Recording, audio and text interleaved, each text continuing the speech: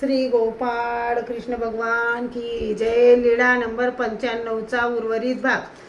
सारंग पंडित आणि सर्वज्ञांचा उचिष्ट प्रसाद घेतला। उमाईसा त्या दिवशी विटाळसी होती, त्यामुळे ती समोर येऊ न शकल्याने तिला सर्वज्ञांचा प्रसाद घेता आला नाही। तिने मोकानंदला म्हटले, हे काय रे बा, माझ्यासाठी प्रसाद काहीच ठेवला नाही। त्याने म्हटले, काय करू आई, तुझ्या पतीला ते योग्य वाटत नाही।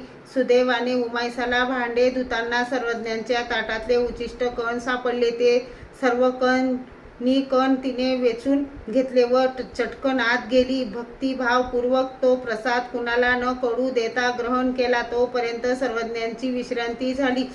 संध्याकाळी सर्वज्ञ बाईसाकडे आले तेव्हा बाईसाने विचारले, कुठे गेले होते बाबा? सर्वज्ञ म्हणाले, बाई, आम्ही आज सारंग पंडिताच्या घरी जाऊन आलो। त्याने केलेल्या सेवेचा व पूजावसराचा सर्व वृत्तांत सर्वज्ञांनी बाईसाला सांगितला। यावर बाईसा दुःखपूर्वक म्हणाली, मला आपण या मंगल अवसराला का चुकविले? सर्वज्ञ म्हणाले, बाई, आता आम्ही तुम्हाला असे दूर ठेवणार नाही। श्री गोपाळ कृष्ण भगवान की जय।